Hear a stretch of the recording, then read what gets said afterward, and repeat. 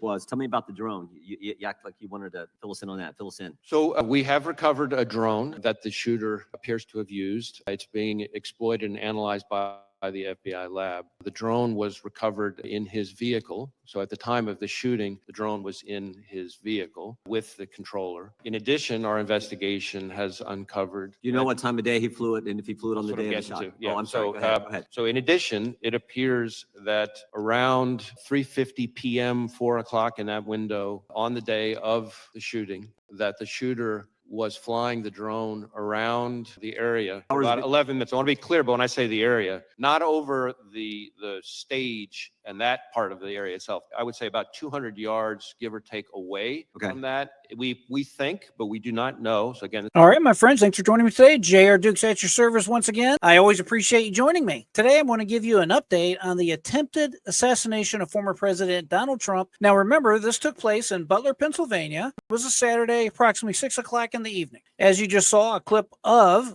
current FBI Director Christopher Wray, a.k.a. Chris Wray. He took a grilling today from the House Oversight Committee. The good news for him is he showed up to answer the questions that they had. We did get some valuable information pertaining to this ongoing investigation. This was unlike what now former Director of the Secret Service, Kimberly Cheadle, experienced when she chose not to answer questions that they posed to her. As a result, she's now the former chief, the former head. She's out of there. Has since resigned under the intensive scrutiny from both sides of the House chamber. It was clear that FBI Director Christopher Wray did not want to suffer the same fate that she did. Unfortunately for all of us, the information pertaining to this investigation into this assassination attempt has only been what I could describe as a drip, drip, drip. This has only served to fuel conspiracy theories, especially online. And of course, this is largely the fault of the U.S. Secret Service. After watching the testimony of the former director of the CIA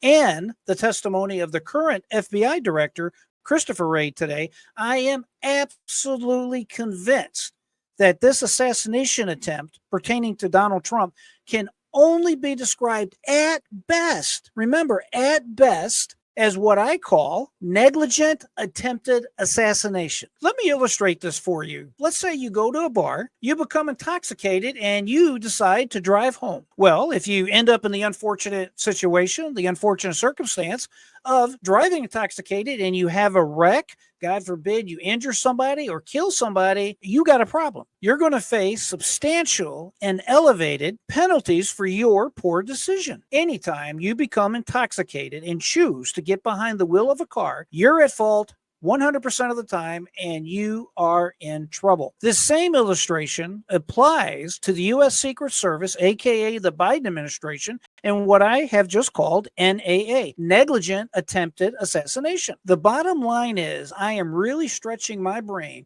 to find ways of how this could all be just purely accidental and not be purposeful in some manner.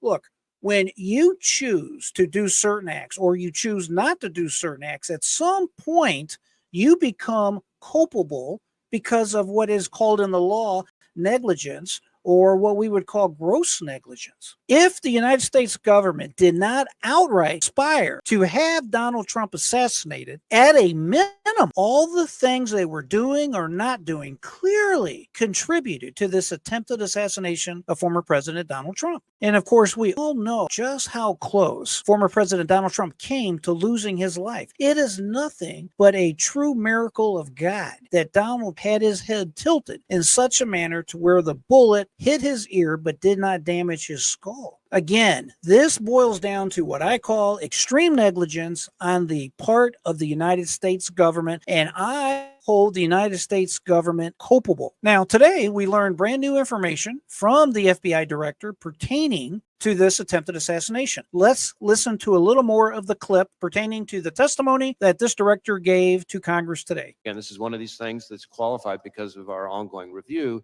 that he was live streaming, viewing the footage from that, again, about 11 minutes in around the 3:50, 4 o'clock p.m. range. 2 hours before, he's flying a drone in the vicinity of the route. About 200 yards away. Yes. 200 yards. Okay, that's important information. What about the bombs that we've heard about in the shooter's car? So again, the FBI lab is exploiting those explosive devices. There were We've recovered 3 devices, 2 in his vehicle and 1 back in his residence.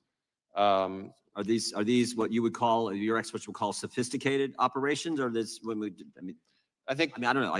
That's what I've been told by Yeah. people who have some understanding of this area. yeah, I think it's, we've seen more sophisticated and less. I would say these are relatively, again, keyword relatively crude devices themselves, but they did have the ability to be detonated remotely. And so to that point, in addition to the 2 devices that we recovered out of his vehicle, there were receivers for those 2 explosive devices with the devices. And then on the shooter himself, when he was killed by law enforcement, he had a transmitter with him. Did you hear that when the director was asked, hey, were these devices considered to be sophisticated devices? He kind of hedged and hawed a little bit and said, oh, well, they're not particularly that advanced, especially for nowadays. I don't believe him. I believe that this was a relatively sophisticated type of bond-making material. And he goes into an explanation as to why this device in all likelihood would not have went off. But listen, folks, I don't believe any of that. There's just no way they're giving us the full story, or they don't have all the information yet. And of course, we learned today from his testimony, unbelievably, this shooter had a drone that he was flying around, either over or around the campgrounds, this fairgrounds where Donald Trump was giving his speech, approximately 3:50 to 4 o'clock the same day. Roughly, you're talking about 2 hours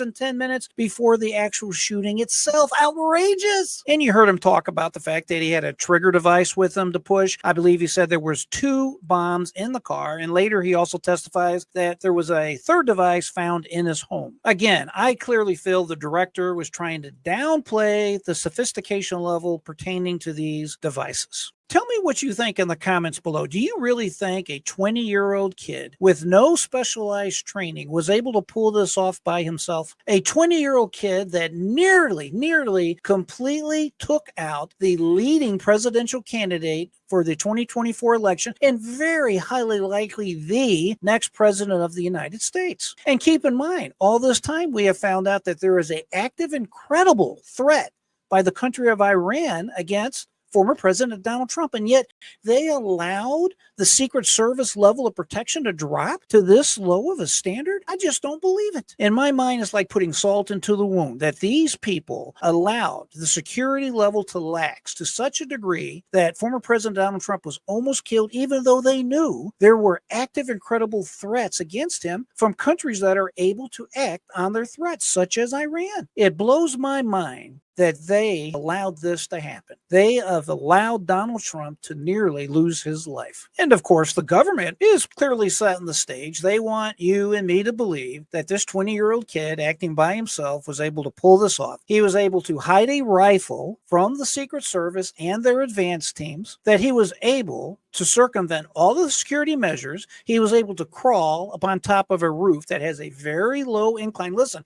any 2-year-old idiot that knows anything about security knows you have to take control of the high ground always. The high ground is the most important vantage point that you have to control if you want to control an area. He was able to get up there on this very low incline roof. I believe it's 1 inch drop for every 12 inches. It is not a steep grade, despite what the former Secret Service director has told all of us. He was able to get up there with that rifle, take his time to aim at the president, and he was only approximately 148 meters from the president. Now, I did some research about shooters and about how far a rifle can shoot this type of stuff, and this is considered an easy shot at 148 meters, just to give you some context here. There were a ton of people that alerted the police that, hey, there's a crazy guy on the roof with a rifle. They had at least a 12-minute advance notice that this guy was on the roof, and yet somehow, some way, they allowed President Trump to remain on the stage. And remember this, they want you to believe this 20-year-old was able to do all of this and leave no trace of his thinking, no trace of who he's been talking to. This kid basically has no social media presence.